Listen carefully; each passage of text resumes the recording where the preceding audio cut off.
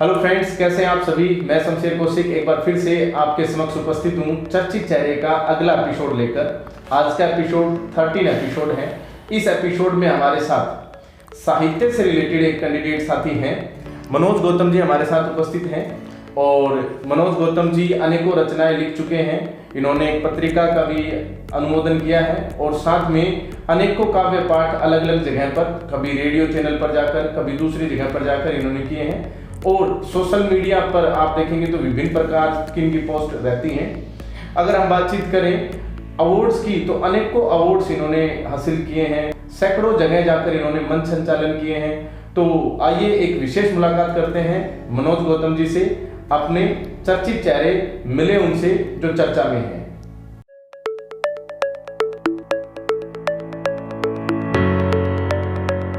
Manoj sir, आपका हमारे चर्चित चेहरे शो पर आने के लिए बहुत बहुत धन्यवाद। आपका स्वागत है। शुक्रिया सर। शमशेर जी, आपने हमारा चुनाव इस चर्चित चेहरे के लिए किया है, इसके लिए मैं आपका शुक्रिया अदा करता हूं कि आप विभिन्न विषयों के साथ साथ साहित्य को भी मुख्य धारा में शामिल कर रहे हैं। जहां आम युवा है, आम जन है, वो किताबों से दूर होता जा रहा है इलेक्ट्रॉनिक मीडिया के युग में। तो ऐसे समय में आप साहित्य को बढ़ावा देना चाहते हैं, इसलिए मैं आपके स्टूडियो को, मून पार्ट को और आपको धन्यवाद दूँ। सर, साहित्य हमारे एक बहुत बड़ी पूंजी है, इसको साथ लेकर तो हमें चलना पड़ेगा ही। अब विशेष ये है कि सोशल मीडिया पर आपकी बहुत सारी पोस्ट आती हैं, जिससे आप जिन चीज़ों को लेकर आप चर्चाओं में हैं वो मैं यहाँ पर जिक्र करना चाहूँगा। कभी आप स्काउट्स में नज़र आते हैं, कभी आप किसी मंच का संचालन करते हुए नजर आते हैं, कभी कहीं रेडियो स्टेशन के ऊपर आप काव्य पाठ करते नजर आते हैं। तो ये सब आप क्या क्या कर रहे हैं, किस किस क्षेत्र में आपका योगदान है साहित्य के साथ साथ? बिल्कुल ठीक प्रश्न किया आपने कि स्काउटिंग में ज़िले का प्रभार मेरे पास है जी। इधर प्लांटेशन का काम भी करते हैं। मैं नीरज जी की 4 लाइनों में आपको इस सारे प्रश्न का उत्तर दे देना चाहता हूं कि मेरा उद्देश्य क्या है, मैं सामाजिक सरोकारों से क्यों जुड़ा हुआ हूं। हर रीते, मेरी मनसा यही है कि हर रीते पात्र को हम भर देंगे, हर तम की मुंडेरों पे सुबह धर देंगे, तुम खोजा करो स्वर्ग गगन में जाकर, हम स्वर्ग इसी धरा को ला कर देंगे, हम स्वर्ग इसी धरा को ला कर देंगे। बहुत बढ़िया। हमारा उद्देश्य जो है, हमारा लक्ष्य जो है, आने वाली पीढ़ियों को नए संस्कार और नए नैतिक मूल्यों के प्रति जागरूक करना है। और उसी उद्देश्य की पूर्ति के लिए, चाहे वो साहित्य है, चाहे वो स्काउटिंग है, चाहे वो सवेरा के माध्यम से या चाहे गेम के माध्यम से हम जो गतिविधियां करवा रहे हैं, उन सभी का उद्देश्य एक ही है कि आने वाली पीढ़ियां हैं वो संस्कारवान हों, सुशिक्षित हों और मजबूत हों, उनका शारीरिक सौष्ठव बना रहे और उनकी विचारधारा उच्च स्तर की हो। उस सरोकारों को लेकर के हम साहित्य को साथ जोड़ करके आगे बढ़ रहे हैं और वहीं सब कुछ आजकल आपको सोशल मीडिया के जरिए हमारी गतिविधियों में नज़र आता है। बहुत अच्छी बात जी। तो आप ये रचनाएं जो हैं, आप रेडियो स्टेशन पर जाते हैं, आप वहाँ पर काव्य पाठ यानी कविताएं सुनाते हैं, तो ये आप स्वयं लिखते हैं? जी, जब जब किसी सामाजिक विषय पर कोई पीड़ा, कोई दर्द, कोई संवेदना मन मस्तिष्क के तारों को झंकृत करती है, तो वो वीणा स्वतः ही झंकृत होने लगते हैं और रचना प्रफुटित हो जाती है। अच्छा, ये आपने बताया कि जब जब कभी पीड़ा महसूस होती है, तो पीड़ा की अगर हम बात करें तो महेंद्रगढ़ शहर के अंदर तो करंट में जो चल रहे हैं उसमें लोगों को, जनता को, आम जनता को पीड़ा ही है क्योंकि हालात बहुत ख़राब हैं। तो इस विषय में कोई आपने रचना तैयार की हो? जी बिल्कुल बिल्कुल। आजकल जिला मुख्यालय का एक बड़ा मुद्दा है। हाँ, जिला मुख्यालय। मैं 4 लाइनें उस पर कहना चाहूँगा। अभी हाल ही में आप देख रहे हैं कि हमारे आम जन किस तरह से त्रस्त हैं, नारनौल जाना पड़ता है, तो उनकी पीड़ा और दुख दर्द कम हो उसके लिए हमारे महेंद्रगढ़ की वो मांग जायज़ है। उसको मैं चंद पंक्तियों में आपको बताना देना चाहता हूँ। महेंद्रगढ़ की फसल को लहलाने दो, जो हमारे हुक्मरान हैं उन तक हमारी बात पहुँचे। महेंद्रगढ़ की फसल को लहलाने दो, व्यापारियों के चेहरे को मुस्कुराने दो, जो चाहते हो दुख दर्द कम हो जनता के, जिला मुख्यालय को यहाँ लाने दो, जिला मुख्यालय को यहाँ लाने दो। बहुत बढ़िया। इसी के साथ एक और विषय है, आपने देखा होगा कि नगर पालिका महेंद्रगढ़ काम नहीं कर पा रही है और विवाद चाहे कुछ भी रहे हो, सड़कें खराब है, बहुत सारी अवस्थाएं, तो कोई नगर पालिका के ऊपर भी इस तरह का है? देखिए, मैं कविता में किसी विशेष व्यक्ति का नाम नहीं लेना चाहूँगा, क्योंकि विशेष व्यक्ति का नाम लेने से वो व्यक्ति बड़ा हो जाता है और कविता छोटी हो जाती है। मैं संकेतों के माध्यम से कविता बात करती है। घने अंधेरों में प्रश्न है उगते सवेरों से, जिसके ऊपर ये बात सटीक बैठती है वो अपने आप समझ जाएंगे, और जनता बहुत जागरूक है, वो मेरी पंक्तियों का अर्थ निकाल सकती है। घने अंधेरों में प्रश्न है उगते सवेरों से, निगाहें क्यों चुराते हो व्यापारी से कमेरों से, बहुत मायूस होकर कह रहा है शहर का हर वासी, अब उगे कोई सूरज निकाले इन अंधेरों से, निकाले इन अंधेरों से।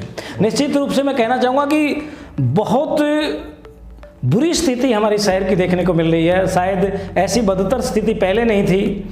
बैठाया पलकों पर, हमने जिनको चुनकर भेजा है उन लोगों से बड़ी उम्मीदें थी, और वो क्या कर रहे हैं। बैठाया पलकों पर जिसे आजकल मुंह चुराता है, आरोप लगाते हैं सभी कामना कोई कराता है, कब ठीक हो पाएगी मेरे शहर की सड़कें, हर रोज़ यही प्रश्न सभी की नींद उड़ाता है, हर रोज़ यही प्रश्न सभी की नींद उड़ाता है। ये रचनाएं आपने हाल फिलहाल की लिखी हैं? देखिए, हाल फिलहाल में जो घटनाएं देख रहे हैं हम, आपसी विवादों से घिरे हुए हैं लोग, एक दूसरे पर आरोप प्रत्यारोप चल रहे हैं, लेकिन आम जनता क्या कह रही है? आम जनता, बाहर से आने वाले लोग जो बाहर रहते हैं शहर से, वो सब एक ही बात कह रहे हैं। मैं 4 पंक्तियों में वो भी कह देना चाहता हूँ कि दिल्ली मुंबई पुणे बुलंद शहर मिला हमको, दिल्ली मुंबई पुणे बुलंद शहर मिला हमको, ना इस बस्ती से गंदा कोई शहर मिला हमको। बड़ी शर्मनाक बात है, इस तरह की बात कहते हैं लोग। दिल्ली मुंबई पुणे बुलंद शहर मिला हमको, ना इस बस्ती से गंदा कोई शहर मिला हमको,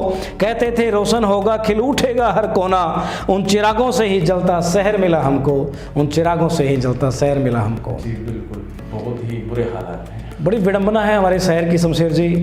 क्या बताऊं कि हर बार हमारी किसी से दुश्मनी नहीं है, हमारे से किसी वैर भाव का नहीं है, लेकिन जनता क्या चाहती है? जनता विकास चाहती है, जनता काम चाहती है, दुख दर्द और पीड़ा कम हो ये चाहती है, और यही पीड़ा हमारी पंक्तियों के माध्यम से हर बार निश्चित रूप से फल तो भोगना पड़ता है। जो जैसा करता है वो फल भोगना भी पड़ता है।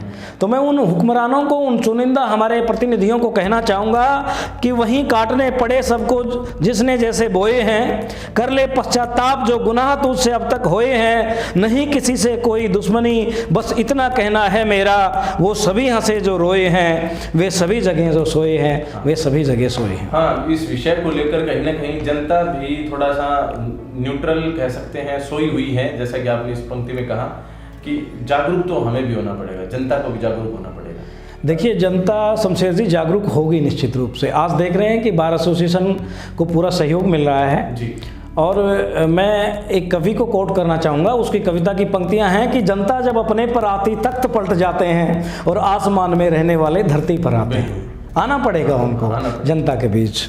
अभी आपने अपनी कविताओं के माध्यम से दोनों चीज़ें कवर करी हैं। जैसा कि हमारे नगर पालिका महेंद्रगढ़ का विषय था, उसके ऊपर भी आपने कविता दी, और उसके बाद फिर आपने जिला मुख्यालय के ऊपर भी आपने अपनी रचना, अपनी जो पंक्तियां हैं वो कही, बहुत ही अच्छी। अब विशेष बात यह कि एक और मुद्दा है जो राष्ट्रीय स्तर पर चल रहे हैं, और मुद्दा है किसानों से संबंधित, MSP से संबंधित। तो इस विषय पर भी आपने कुछ इस तरह की रचनाएं की हैं, कविता लिखी हैं? बिल्कुल, मैं मूलतः किसान पुत्र हूँ। मेरे पिताजी आज भी खेती करते हैं, और मैं भी ये नहीं कि मैं हल चलाता हूँ, लेकिन मैं खेत में जाता हूँ, खेत के काम में जितना समय मिलता है हाथ बटाता हूँ। तो किसान की पीड़ा को, किसान की दुख दर्द को मैंने स्वयं झेला है, मैंने देखा है।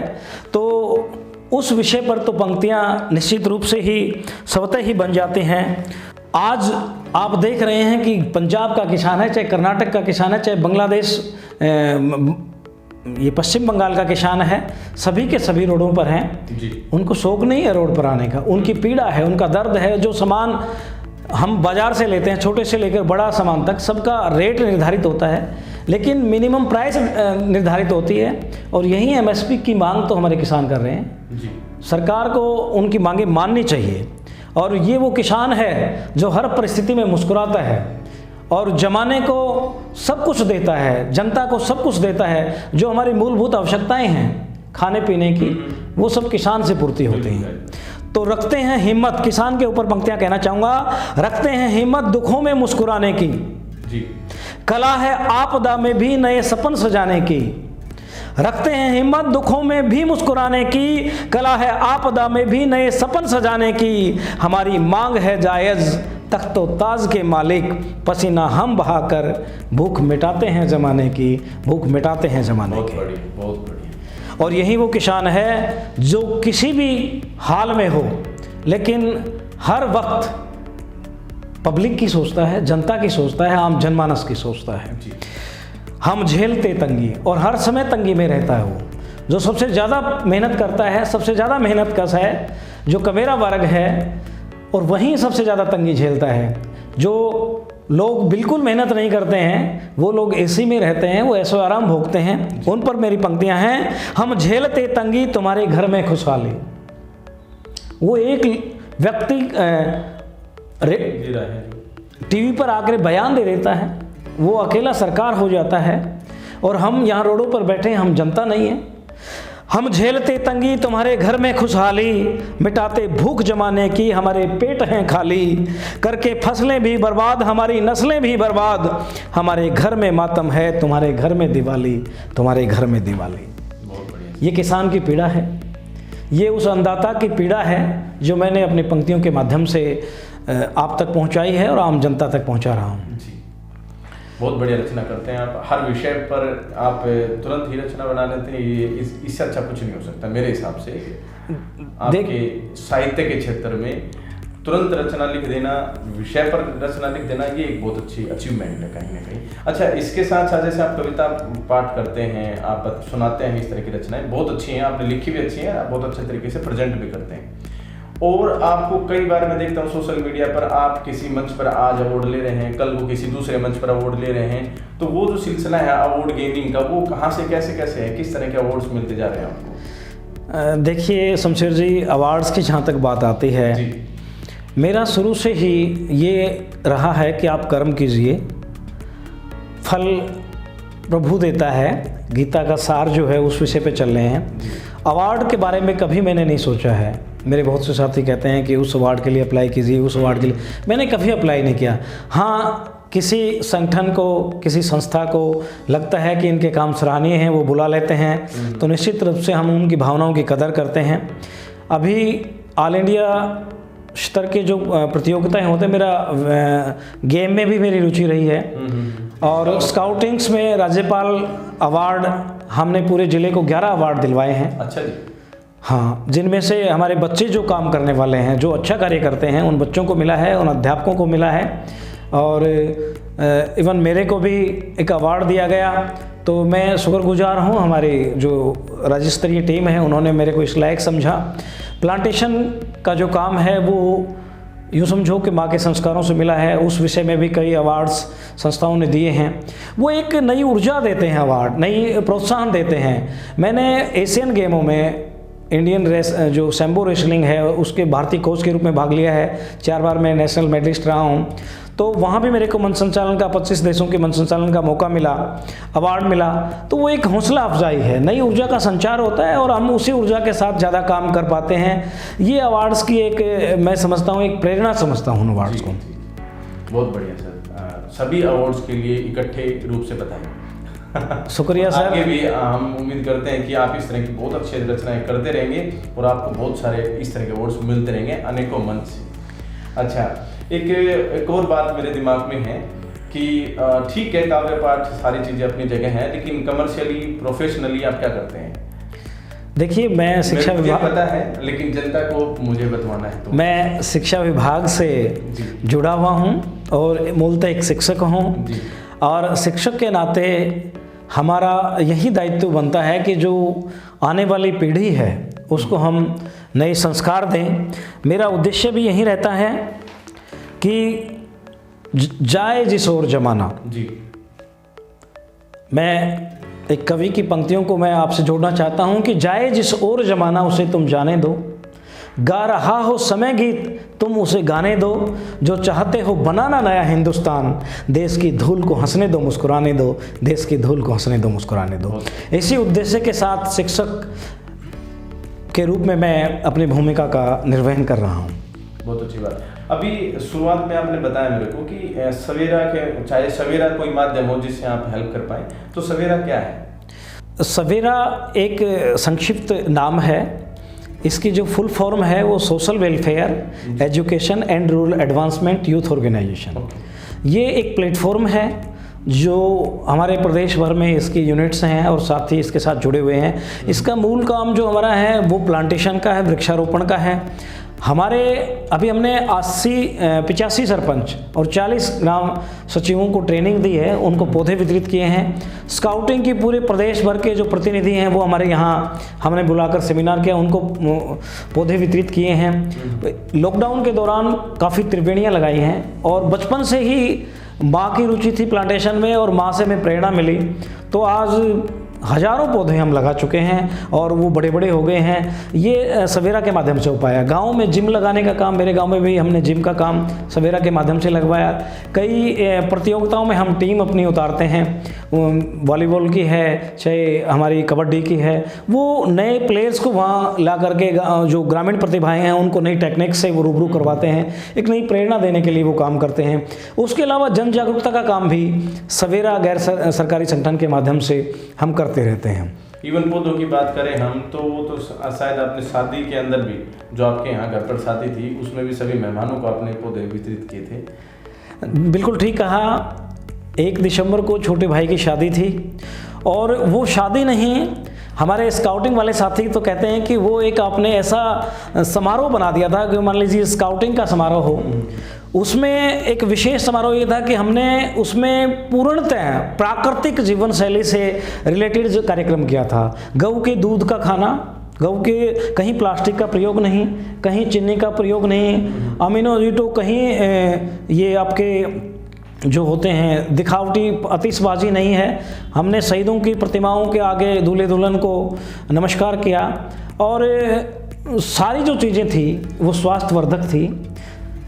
उसके अलावा सभी मेहमानों को हमने पौधे वितरित किए। जो दूध था वो सारा पशुओं का, वैसे गऊ का दूध था। हाँ, केवल और केवल गऊ के दूध से निर्मित मिठाइयाँ थी और देसी घी का वो था, वो गऊ का था। जो भी मावा था वो भी वही था।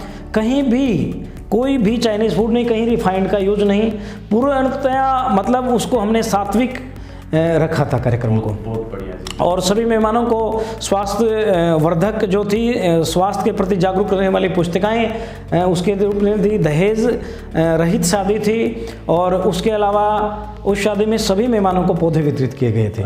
ये एक नई शुरुआत थी। रिबन काटते हैं उसकी जगह हमने फूलमाला को जोड़ा, वैदिक मंत्रोच्चारण के साथ मेहमानों का तिलक, चंदन तिलक लगा के स्वागत किया था। ये एक नई परंपरा हमने शुरू करने की कोशिश की। कह सकते कि नई ना हो कि हमारी पारंपरिक जो परंपरा, बिल्कुल ये हमारा मूल है, हमारी संस्कृति है और उस संस्कृति को हम युवाओं को उस संस्कृति को दिखाने का प्रयास था, संस्कृति से जोड़ने का प्रयास था। ये बहुत बढ़िया प्रयास था सर, और आगे भी इस तरह के प्रयास आप जारी रखें। अच्छा, तो ये इतनी जो रचनाएं आप लिख रहे हैं, बहुत सारे विषय पर आप लिख चुके हैं, पहले भी बहुत सारे अलग अलग विषय हालात रहे होंगे तो उनके ऊपर आपने लिखी होगी। अभी मैं देखूं तो ये तंज कसने वाली जो कविताएं हैं, लेकिन क्या आपने कभी हास्य पर भी लिखी हैं कुछ कविताएं? जी, मैंने 2000 में जब नई सहस्त्राब्दी लगी थी उस समय एक गीत के रूप में हास्य को प्रस्तुत करने की कोशिश की थी, वो मैं आप तक पहुंचा रहा हूं। नई सदी थी, नई सहस्त्राब्दी थी। नई सदी के नए दौर में क्या क्या होगा बाबू, जी नई सदी के नए दौर में क्या क्या होगा बाबू, झटके पर झटका लगेगा, ये नई सदी है बाबू। अजी मंदिर में भगवान रहेगा, बाहर से ताला बंद, भरा रहेगा हाल सिनेमा, खाली भवन सत्संग, पूजा स्थल बन जाएंगे केवल माउंट आबू, झटके पर झटका लगेगा, ये नई सदी है बाबू। और दूसरी पंक्ति जिसके लिए उस समय सुनने वाले साथियों ने मुझे लक्ष्मीचंद की उपाधि भी दे दी थी, हालांकि मैं उनके समान समकक्ष तो बिल्कुल भी नहीं हूँ, उनके तो रजकण के सब पद चिन्हों के बराबर भी नहीं हूँ। वो दूसरी पंक्ति सुनिए, नई सदी के नए दौर में क्या क्या होगा बाबू, झटके पर झटका लगेगा, ये नई सदी है बाबू। दुल्हन लेकर जाएगी दूल्हे के घर बारात जी। अजी दुल्हन लेकर जाएगी दूल्हे के घर बारात, डोली में लेकर आएगी दूल्हे को अपने साथ। पति बेचारा क्या रख पाएगा पत्नी पर काबू, झटके पर झटका लगेगा ये नई सदी है बाबू, झटके पर झटका लगेगा ये नई सदी है बाबू। तो ये नई सदी के ऊपर आपने बहुत ही अच्छा ये जो मैंने ऐसा सुना है कि हास्य जो है वो कविताओं के माध्यम से बहुत कम हो पाता है। हाँ, मुख्य छंद में हास्य ज़्यादा होता है, गायकी में बहुत कम होता है। हंसू इस बात को लेकर कि इस तरह की जो आप रचनाएं कर लेते हैं, काव्य पाठ कर लेते हैं, तो इसकी प्रेरणा आपको कहाँ से मिली, कैसे शुरुआत हुई इन सब चीज़ों की? शमशेर भाई, वैसे तो एक परिवेश हमारे आसपास ऐसा था। दूसरी कक्षा में मैं आज भी देखता हूँ, वो मेरे पास लिखा हुआ एक भाषण है जो मैंने प्रेरणा क्या कि मेरी इच्छा थी स्वतः, वो जागृत हुई। वो कौन सी शक्ति थी मैं नहीं जानता। मेरे ताऊजी के लड़के खुडाना स्कूल में जाते थे, वहाँ सांस्कृतिक कार्यक्रम होते थे, तो मेरी भी रुचि थी मैं भी बोलूँ। मेरे परिवेश ऐसा नहीं था मेरे इस विद्यालय का। दूसरी कक्षा के बच्चों को वहाँ हिंदी पढ़ने नहीं आती थी। उस समय मैंने भाषण लिखा और छठी कक्षा के बाद तो जैसे खुडाना स्कूल में हम गए, वहाँ मेरे को मंच मिला। स्वतः मैं भाषण बनाता था, डिबेट करता था, कविताएं पढ़ता था, तो वो रचनाएं वहाँ बनती चली गई, नाटक खेलता था। वो एक एनवायरनमेंट, मूलतः शीशपाल शर्मा जी जो हमारे हेडमास्टर थे वो हमें हिंदी पढ़ाते थे, ओम प्रकाश जी ने भी पढ़ाई, तो वो रुचि पैदा होती गई। और फिर उसके बाद कॉलेज स्तर पर तो हमने यूथ फेस्टिवल्स में डिक्लामिनेशन, डिबेट, काव्य, इनमें काफ़ी प्रतिभागिता की।